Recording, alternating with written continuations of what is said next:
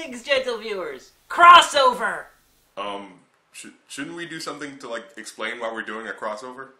Does it really matter? We're doing some insane clown posse stuff.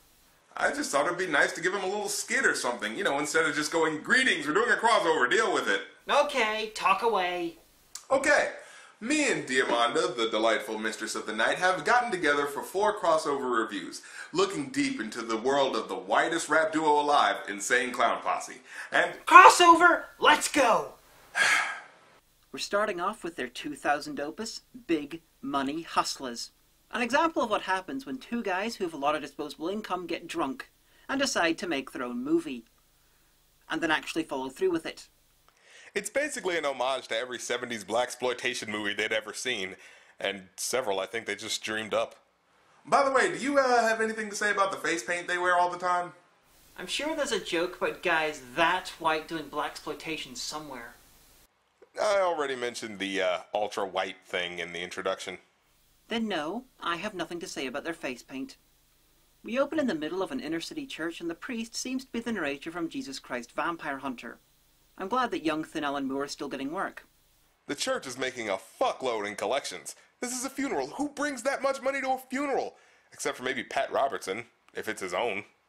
Also, if your church made that much money in one afternoon, I'm pretty sure the pastor could afford better facial hair. Actually, I'm fairly sure that this is how they financed the movie. So this piece of tall, dark, and not so dark is Shaggy 2 Dope playing Sugar Bear, our hero. And he's getting his monologuing on. Can't believe it, man. He was my homie. I love this fool like a brother. Damn, I never seen it coming. The worst thing about it was all over some money. Why's it always gotta be about some bitch-ass money? You got my money, motherfucker. This is Big Baby Sweets. He's remembering Violent J as Big Baby Sweets, who I'd like to inform that dead or not, Frank Gorshin wants his suit back. Interestingly, even though Sugar Bear is having this flashback, he isn't in the scene. He hasn't even met Big Baby Sweets yet. I promise. I'm going to get you all your money. Well, then what you need to do right about now is raise the fuck up out of here. And don't come back without my motherfucking money! And, tell Daddy I said hi. I tried that with my mum once. Bitch curb stomped me. Big Baby and his men have the fine city of they're really trying hard to make us think it's New York under their thumb, but it's okay because the cops have... Oh, look at that fucking ass. Get it! Get it! Oh, that's a fucking ass. A fat guy with major issues. His mustache looks like it's trying to escape his face. And then, the film. The name is Sugar Bear. And I'm sweet and fuzzy like a pear. Now I'm supposed to be starting work here this week. Looks like you got a little jelly donut shit up on your cheek. Weird. Shaggy's doing more rhyming than he's done on their last 2 albums, combined. Sugar Bear's arrived from San Francisco to single-handedly destroy all the crime in the city. But first he needs to take the chief's seat because it's all part of the plan. And so we can see the cops beating the shit out of someone who criticized the script. I think that's a warning to us. Won't work. So we're introduced to Harland Williams, who had more dignity when he was drinking urine in Dumb and Dumber, as Sugar Bear's partner. There's somebody I want you to meet. The one, the only Sugar Bear. You're gonna be showing him around town for a while. Does anyone else find the choice of soundtrack really distracting? Yeah, but only because I recognize most of them as random ICP instrumentals. Well, that's one way to keep the budget down. Do you suppose that face paint is regulation? And hey, the Misfits! The who? No, the Misfits. Punk band. Oh. Yeah, times have been hard for Stormer, Pizzazz, Roxy and Jerry Only. You almost wouldn't recognize them.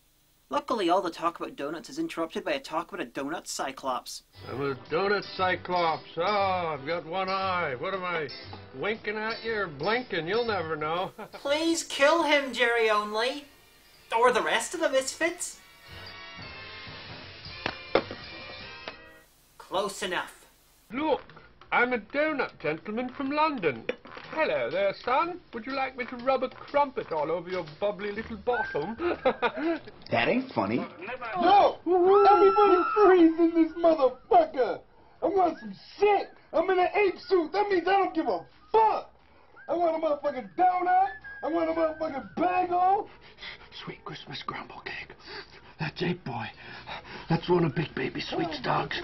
No, that's clearly the voice of Violent J, who's playing Big Baby Sweets. Well, statistically speaking, men who rob donut shops dressed as apes do characteristically possess a limited amount of givable fucks. Hey, boy! Oh, shit!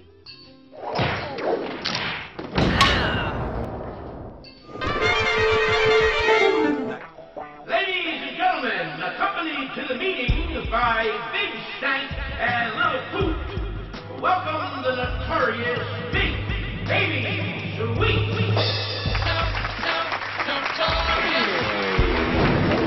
As usual, this meeting is of most importance. This meeting is about money. My money! And if you fuck with my money, you're fucking with your life. One thing you'll notice when watching this film is that Big Baby Sweets loves to say the word money. He says it a lot, with lots of conviction, and he never says it the same way twice. Money! A money! A money! Money! Money! Money! A money! Money! Money! If he says money one more time, I'm going to scream. I hope y'all remember my personal security ninja, Hack Benjamin. That's not a ninja, that's the player character from a sci-fi FPS. Anyway, Big Baby spends the next something like 7 minutes introducing all these guys who work for him and already know each other to each other. There comes a point when inept script writing becomes transcendent. And that's not right now. This scene's 10 minutes long. Not 7, 10. I counted. I know because I felt my soul die a little as each minute passed. You know, you might think all these guys would be integral to the plot, but no. These introductions completely killed the momentum of the movie. But is there a reason why? I don't give a fuck about what the producers of this film say. Would you please put the number on the screen? It's area code 734-480. Oh, it's suddenly clear. They're nuts. Yeah? Sorry, it was just testing.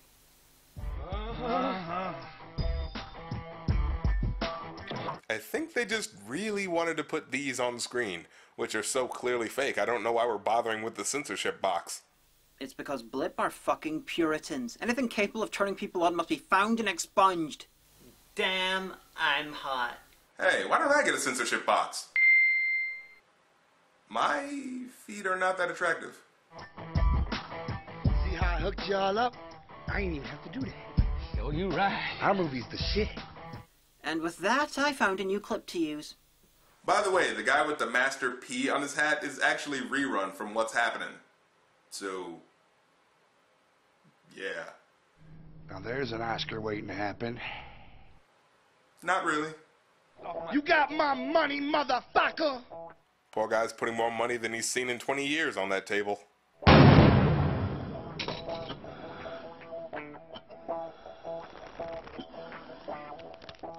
Oh. My point still stands. Ape Boy's missing and Sweets is really pissed off that he's missing the money that he was supposed to be given by him. So we get some security footage from earlier in the movie. Possibly literally. Poor Violent J. Most people in this can pretend that they're okay at acting, but he has to watch himself in this scene. Ugh, that's rough. Who the fuck is this motherfucker fucking with my motherfucking money? It's that motherfucker they call Sugar Bear. Man, cut that shit off! And when you say Sugar Bear, you get fanfare. The pole dancing scene that follows features someone who looks like Stan Lee, one of the main cast in terrible old age makeup, a stripper that looks like the girl from Lazy Town but badly inflated, and if Shaggy's meant to be playing a black character, is he in semi-blackface? Or does his character just have very stylized vitiligo? Never ask that question again. Come on, give me a heart attack. I can't remember. I want the one first back. time I had a taste. She pulled her panties down and stuck her cotton in my face. Guys, you forgot to cut out the words to the song. Everyone's gonna know that you used your own song. They're gonna realize you were too cheap to buy a soundtrack. Guys. Well, I tried. And there she was. At first look, she took my breath away. I never seen so much woman. Oh hey, Sugar Bear's fallen for this fat stripper. No, I'm not saying that a big girl can't be beautiful, but come on, son. And this is not a sex scene. He looks like he's just bobbing his head to a song. This is stupid. You ever tried fucking in makeup? It doesn't stay in your face. That's what's annoying you about this scene? My sense of outrage is more finely evolved than yours.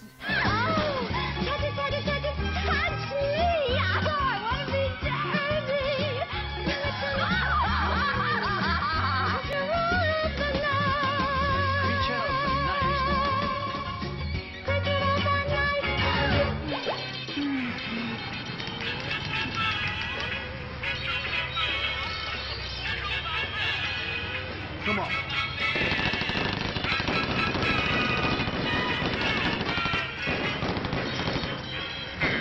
Let's go. That golden guy looks like Xerxes from 300 Conquered Oz. While Sugar Bear's been off fucking, the whole city's gone to hell, because Big Baby Sweets went apeshit over the one crime Sugar Bear managed to thwart in the donut shop. Overreact much? By the way, good job protecting the city there, Sugar Bear. You know, usually the bad guy has to do something to distract the good guy, but in this case, he's distracting himself. Sugar, come in. This is Harry Cox. Yeah, what, man? Sugar? That's right. Sugar, where have you been? This whole town's gone to hell. The whole place has been ripped apart in the last 24 hours. I'm gonna pick those fools up and... Take them downtown. See what they say when I slap them around. You can't do that. It's gonna get you. You're in trouble, man. No, don't do that. That's clearly not even him. Could they have made that any more obvious? Sugar Bear heads to the Big Baby Sweets hideout.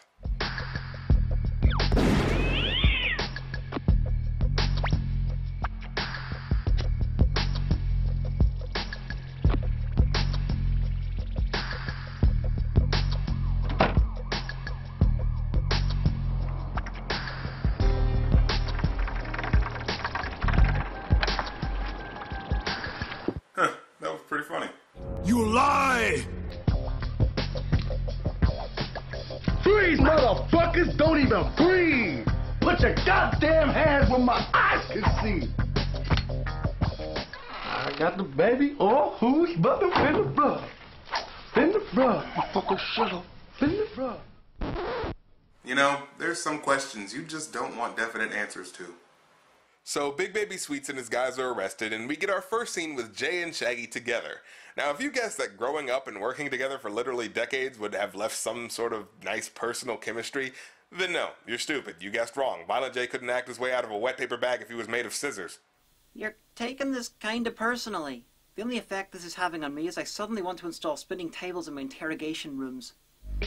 You ain't got shit on me. Shit that is except for, my motherfucking money. Damn it, shut the hell up about money!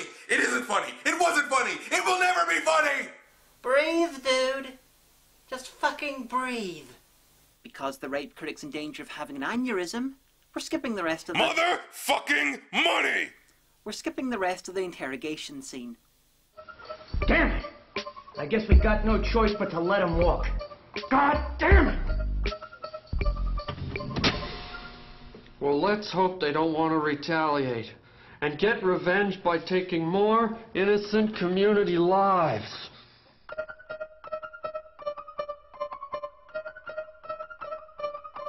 There are times I'm glad they didn't use a wider angle lens. This movie's so wide it affected the minions. Big Baby brings his top guys together again, yells about his fucking money, again, has a long talk with them about said money, Motherfucking money! and kills some more of them. This time because they can't think of ways to kill Sugar Bear. Nobody, huh? Well, then fuck y'all!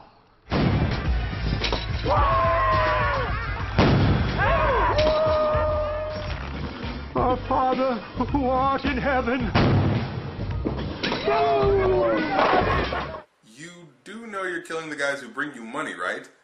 Usually killing the bad guy's henchmen is something the good guy does.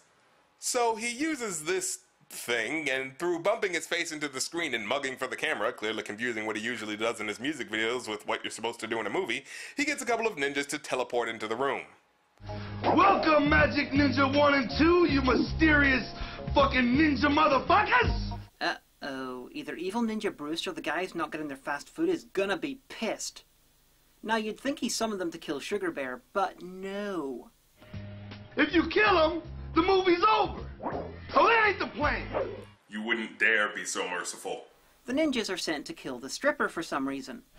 Once you find this fat bitch and you eliminate her presence, the entire city will belong to Big Baby Sweets and his gang of thugs. Oh yeah, that's why. I thought he already owned the city. I mustn't be paying as much attention as I thought I was, which is fine with me because I'm not rewinding to figure out what I missed.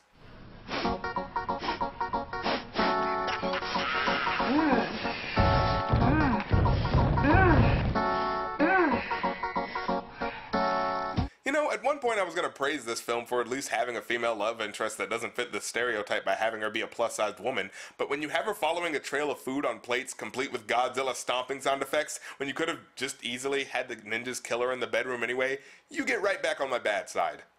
What amuses me is they play their song Bitches over this scene, but they cut out all of the old dirty bastard bits. Since I'm guessing they don't want to pay his family any cash.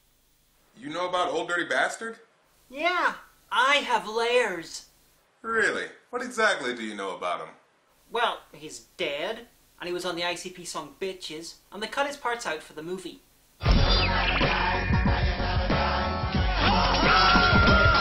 Still, Sugar Bear took her death pretty well.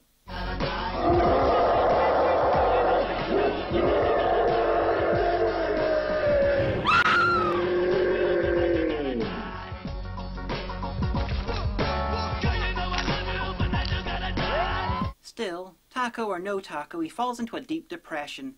It gets so bad that he still spends hours on his makeup every day and... You don't even fucking rhyme anymore. Forget that. It's gotten so bad he's stuck living in this warped sitcom set. So he's at his lowest point and he admits that he's not the hero cop everyone thinks he is. Blah, blah, blah. You ain't nothing but a sad, sorry-ass Dolomite wannabe, you jerky little prick.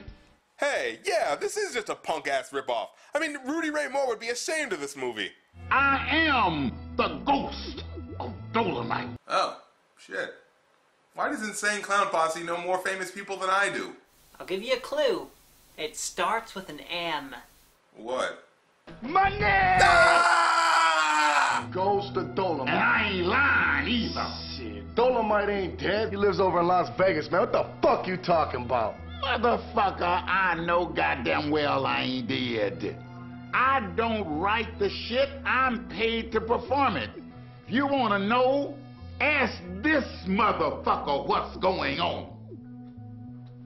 Guys, will you please just stick to the script? And if they had any good actors, this breaking of the fourth wall would be funny. Does this mean this is a canon sequel to Dolomite? Because I get the feeling that a few people would kill if they heard about that. I couldn't give a good goddamn. You know, there's a million juggalos watching this shit. And I know they don't like you doing my shit and copping out like a bitch. Right, Dolomite. Shit. There's millions of kids out there watching this, man. What about the kids? Millions? Kids? Dolomite, listen. I'd be honored if you'd help lead me in my crusade against crime and help me take these dirty motherfuckers out. What about them, man? Will you do it? Hell no. Not for free. So they pay Rudy Ray Moore enough and he comes back for the training montage. The montage that somehow manages to be worse and less funny than any training montage in any movie ever. Seriously, how do you screw up a training montage in a comedy?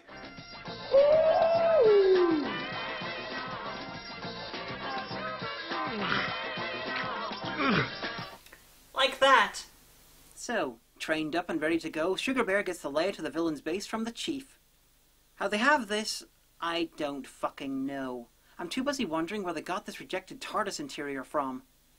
And honestly, I've seen much worse TARDIS interiors. Sugar, This is Dr. Dinglenut. Dr. Dinglenut? There are porn parodies with better names than that. When you pull the trigger the first time, the first bullet will fly out. Wherever the magic ninja is within the warehouse, it will destroy him. Thus, we call this the ninja detector gun. 1. How the hell can you be so bored when describing a gun that exclusively kills ninjas? And 2. Why do you need Sugar Bear at all? He's also developed a weapon to kill the guy in black. The man is completely deaf. He cannot hear a sound. When you blow on the whistle, it will send the sound waves from the whistle directly through his inner ear canal and into his brain. If he does not immediately flee the scene, he will be destroyed. So, for all those times where it appeared he was reacting to sounds and following spoken orders, he was just, what, guessing? You couldn't even find out what deaf meant? I mean, you already don't know what comedy, pacing, and movie mean, but... You forgot budget. And you don't know what the word budget means, but I thought you'd at least understand that when someone's deaf, they can't hear!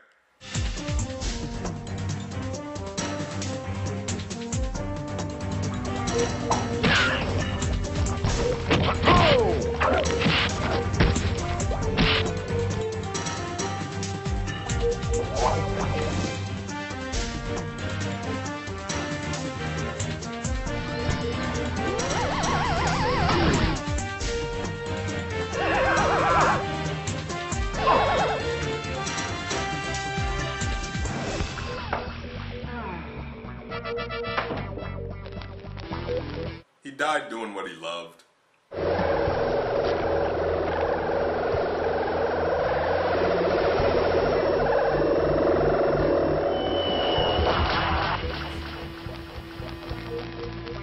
Oh, it's just as my fortune cookie predicted. Hey, why didn't Big Baby just send Hack Benjamin to kill Sugar Bear? He seemed pretty efficient when he was killing everybody else. Hey, he took my advice. I preferred him when he was killing random people and hobo with a shotgun. Now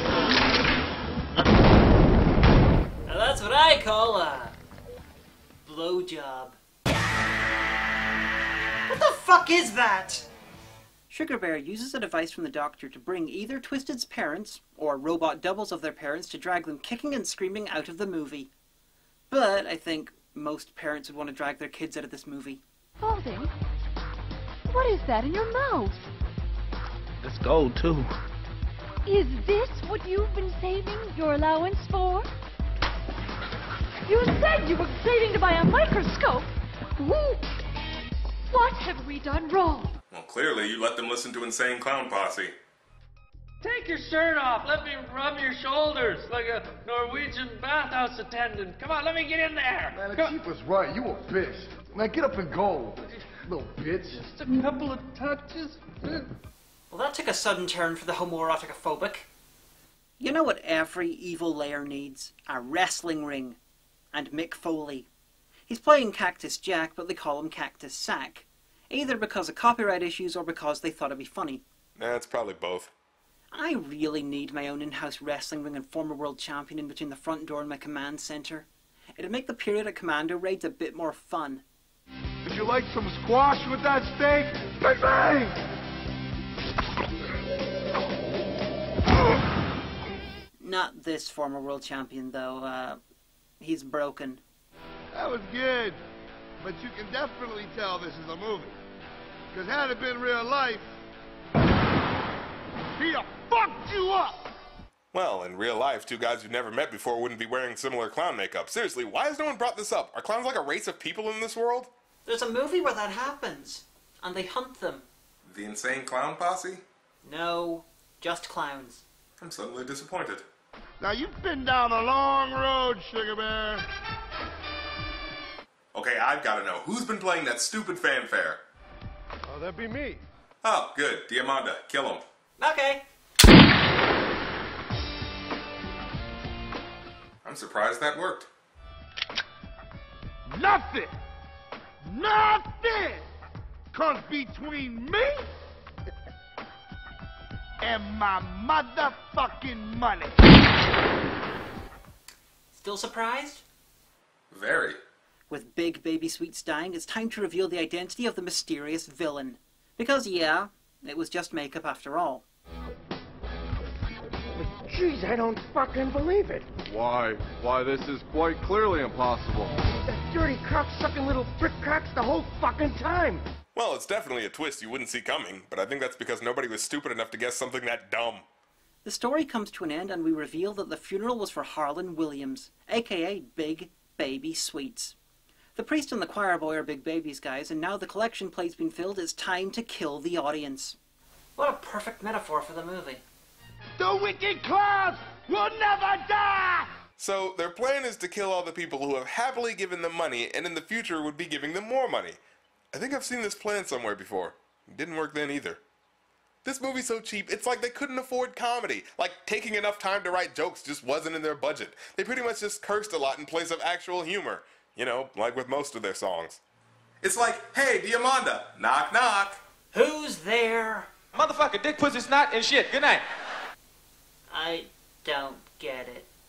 And their fourth wall breaking is beyond agonizing. That should be reserved for special moments in a film. That's what makes fourth wall breaks funny. The fact that they happen quickly and as a sort of aside to the audience. Or like Ferris Bueller, whom we were okay with four wall breaks because he was just too damn cool to stay stuck in his own movie. For this movie, half of Violent J's scenes are pretty much him looking at the camera, and obviously he thinks movies work the same way as music videos, because most of the time he just shakes his head and mugs endlessly for the camera. Also, they make way too many jokes about how cheap their production is. It feels less like an acknowledgement of a tight budget, and more like they're hoping that if they constantly make fun of themselves, you'll eventually forgive how shitty it is. Because, you know, they admitted that it was shitty.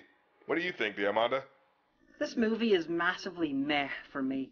I've seen much worse in comedy, taste and budget, usually when editing my own show. Little bits were really, really funny, but by far most of it kinda wasn't. I'd really avoid if you're not an Insane Clown Posse fan. And if you want to remain an ICP fan, I'd avoid it too. For our sakes, let's hope they got better by the time the inevitable sequel came around. Agreed. Now, are we at least going to finish up this crossover with a little bit of fun back and forth? No.